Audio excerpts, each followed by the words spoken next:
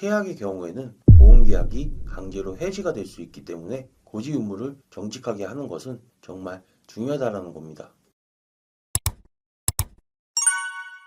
안녕하세요. 보험마트 최승현 팀장입니다. 오늘 다룰 주제는 실비보험 청구할 때 주의사항과 불이익에 대해서 알려드리겠습니다. 제가 상담을 진행하다 보면 정말 많은 분들이 실비보험 청구에 대해서 잘 모르셔서 막막해 하시는 분들이 정말 많다고 생각하는데요. 살면서 웬만한 사람들은 한 번쯤 들어본 실비보험을 100% 활용하는 방법에 대해서 알려드리겠습니다. 본 광고는 광고 심의 기준을 준수하였으며 유효기간은 심의일로부터 1년입니다. 우리나라에서 실비보험 가입한 사람이 얼마나 될까요? 많은 사람들이 가입했을 거라고 생각하겠지만 정확하게 이걸 아는 사람은 거의 없을 거라 생각합니다. 대략 4천만 명이라는 거죠. 게다가 이 숫자는 정체되고 있는 것이 아닌 매년 숫자가 늘어나고 있다는 겁니다. 그 많은 숫자는 가입한 인원수가 계속 늘고 있다는 걸 뜻하는 거겠죠. 이런 추세로 간다면 5천만 인구 전원 모두 다 가입하는 게 아닌가 하는 생각이 들 정도로 실손보험은 국민보험이라 할 수 있을 정도라는 건데요. 우리나라에서 대략 5명 중에 4명이 가까운 인구는 이 실비보험을 가입했다는 건데 실비보험을 제대로 활용하는 방법을 알고 계신가요? 아마 많은 분들께서 그냥 병원에 가서 청구하면 되겠지 라며 이 정도로만 생각하고 계실 건데요. 하지만 병원에 가서 청구하게 된다면 어떤 일이 발생할 수 있는지 그리고 그에 따른 일에 대해서 어떻게 대처하는 방법에까지 알고 계신가요? 이 내용들을 알고 계셔야만 여러분들께서 실비에 정확한 대처를 하셔서 보험을 통해 자산을 지킬 수 있는 올바른 지식을 이 영상을 통해서 알아가실 수 있을 겁니다. 오늘 영상 내용 간략하게 설명드리자면 첫 번째, 실손보험을 활용하는 방법과 청구하면 발생할 수 있는 3가지 주의사항. 두 번째, 실비보험 활용할 수 있는 방법. 이 2가지에 대해서 말씀드리겠습니다. 오늘 영상 보신 고객님들께서 가입한 실비를 숙지하시고서 100% 잘 활용하셨으면 좋겠습니다.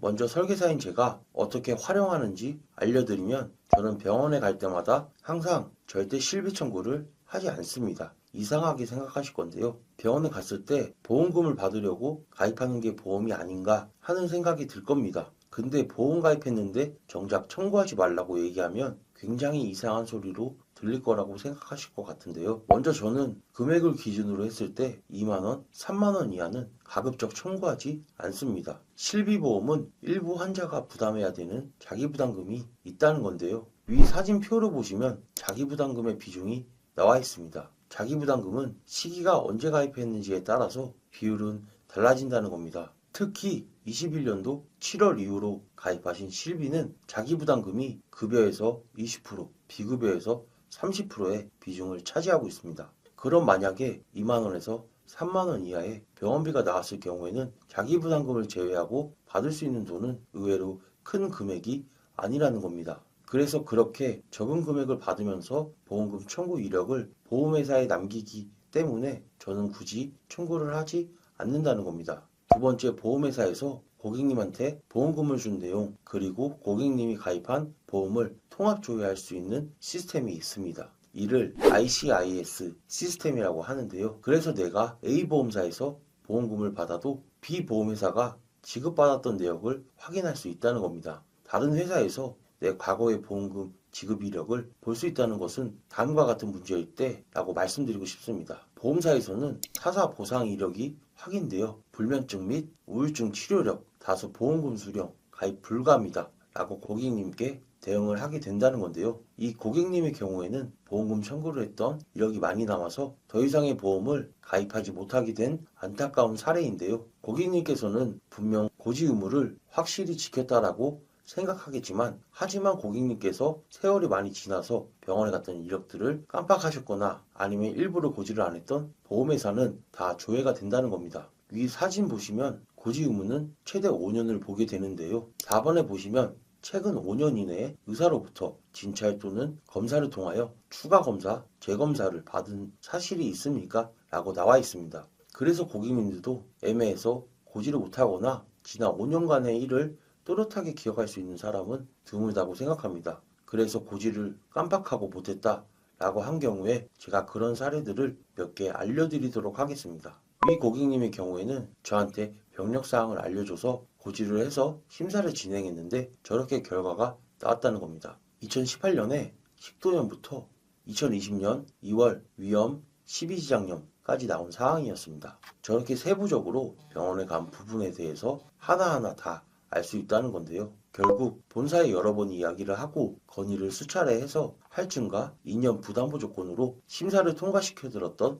경험이 있습니다. 위 사진은 앞에 본 회사와는 다른 회사인데요. 심사 의견을 보시면 2021년 11월에 자궁근종, 19년 6월에 자궁근종 입원 이 이력들이 다 조회가 된다는 겁니다. 그래서 위에 보이시는 사례의 경우에도 자궁 2년 부담보 조건으로 승인이 된 경험이 있다는 겁니다. 이처럼 보험금 청구를 하게 되면 새로운 보험 가입이 어려울 수도 있기 때문에 병원에 갈 때마다 작은 보험금을 받기 위해서 실비를 청구하지 않는 편이 좋습니다. 다음으로는 실비보험 병원 갈 때마다 청구하면 발생할 수 있는 3가지 주의사항에 대해서 말씀드리겠습니다. 먼저 보험을 가입하기 전에 병원에 치료했던 내용을 보험사에 알려야 된다는 건데요. 바로 계약 전 알릴 의무 고지사항입니다. 위 사진을 보시면 3개월 이내에 최근력이나 1년 이내 재검사, 5년 이내 11대 질병에 대해서 물어보게 되는데요. 만약 이 내용을 보험회사에 알리지 않고 가입을 하게 된다면 고지 의무 위반이라 말합니다. 상법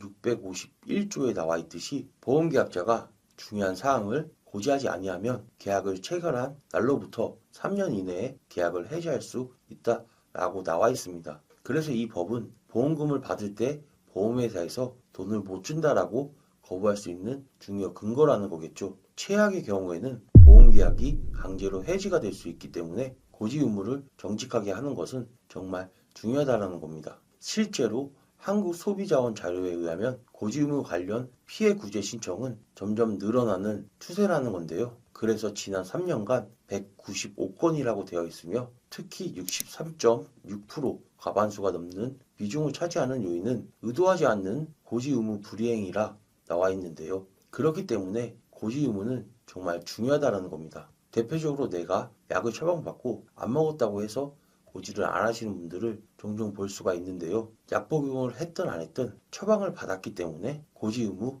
위반이라는 겁니다. 그럼 여기서 질문을 드려보겠습니다. 만약 5년 이내 같은 질병으로 병원을 6번 가게 된다면 고지를 해야 할까요? 고지를 하지 않아도 될까요? 결론부터 말씀드리자면 고지 대상이 아니라는 겁니다. 위 사진에 고지사항을 읽어보시면 최근 5년 이내 계속하여 7번 이상의 치료라고 적혀 있는데요. 7일이라 해서 연속해서 생각하실 수 있는데 3일 통원 치료했다가 쉬었다가 4일 동안 치료를 받았다면 그것도 합산 7일인 겁니다. 띄엄띄엄 7번을 가도 그것도 합산 7일에 해당한다는 겁니다. 만약에 내가 6번 갔다면 7번 아래에 해당하므로 고지를 안 해도 된다는 건데요. 그런데 만약에 치료를 받은 것이 도수치료라고 한다면 얘기가 좀 달라질 수도 있습니다. 도수치료를 받게 되면 거의 대부분 실비 청구를 하시잖아요. 고지사항의 원칙대로만 본다면 고지사항에 해당이 안 되는데 보험금 청구를 했다면 이력이 남게 된다는 겁니다. 그럼 보험회사에서는 청구했던 내용을 살펴보게 되는데요. 이는 보험 가입을 할 때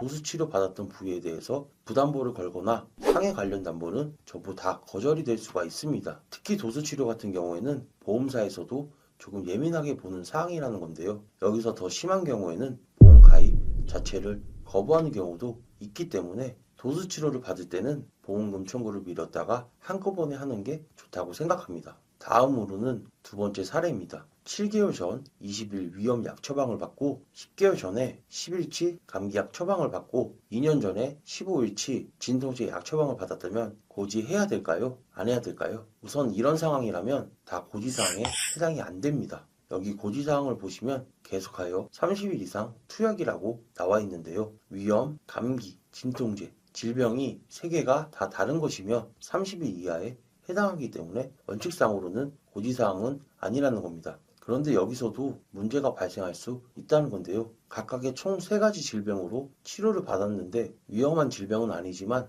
보험회사에서는 보험금 청구 횟수가 많기 때문에 고객님께서 건강하지 않다라고 판단하여 가입을 거부하거나 부담보 조건 또는 할증 인수하는 경우가 있다는 겁니다.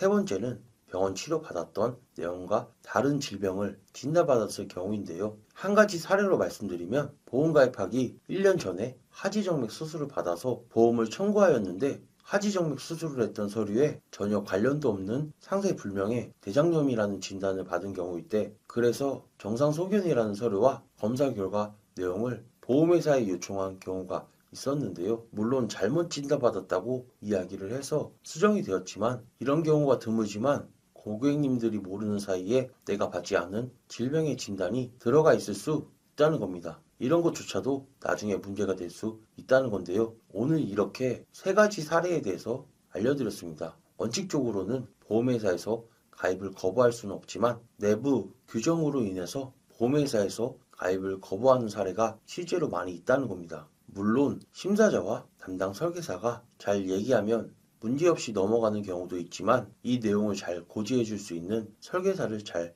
만나셔야겠죠. 도수치료를 받거나 보험금 청구 이력이 많은 경우에는 조금 더 불리한 조건으로 가입을 해야 되는 경우도 발생할 수 있습니다. 그럼 여기서 도대체 보험금을 받지도 못할 거 실비보험을 왜 가입한 거냐 라고 생각하실 것 같은데요. 활용할 수 있는 방법에 대해서 정리를 해드리겠습니다. 보험금 청구는 사고가 발생했을 때 기준으로 3년까지 청구를 할 수 있습니다. 물론 실무적으로 3년이 넘어간 경우에도 받을 수 있는 경우도 있다는 건데요. 보험금 청구 기간은 실비보험은 병원에 간 날 기준으로 3년이며 암진단비의 경우에는 조직검사 결과지가 보고된 날 기준입니다. 입원 입당은 입원을 해서 입원을 마친 날 기준으로 3년이고요. 보험을 100% 잘 가입한 분들께서는 보험을 청구하셔도 상관이 없지만 보험 변경을 계획 중이시라면 3년 이내에는 언제든지 청구할 수 있으니 청구 서류를 잘 보관했다가 보험을 변경하고 나서 한 번에 청구하는 게 고객님의 입장에서 조금 더 유리할 수 있다는 걸 말씀드리고 싶습니다. 오늘 내용을 다시 정리해서 말씀드리면 모든 보험이 전부 중요하지만 역시 가장 중요한 건 실비보험이라고 생각합니다. 실비에 대해서 마음대로 청구를 못하는 건가 해서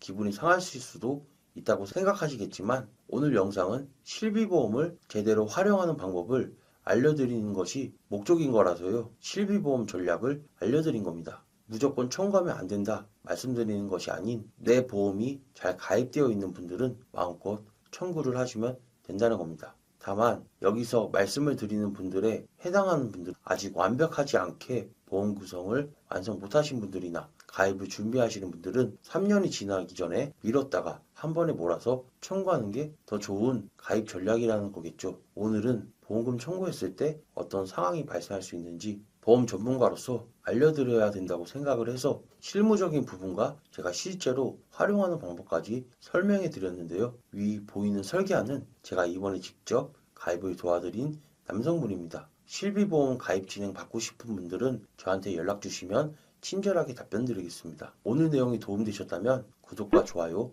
알림 설정 부탁드리며 추가적으로 궁금한 부분이 있으신 분들께서는 1대1 맞춤 상담을 해드릴 수 있기 때문에 상담을 원하신다면 카톡이나 이 연락처 중에 편하신 방법으로 연락 주시면 친절하게 답변해 드리겠습니다. 다음에도 더 도움되는 내용으로 찾아뵙도록 하겠습니다. 감사합니다. 본 광고는 광고 심의 기준을 준수하였으며 유효기간은 심의일로부터 1년입니다.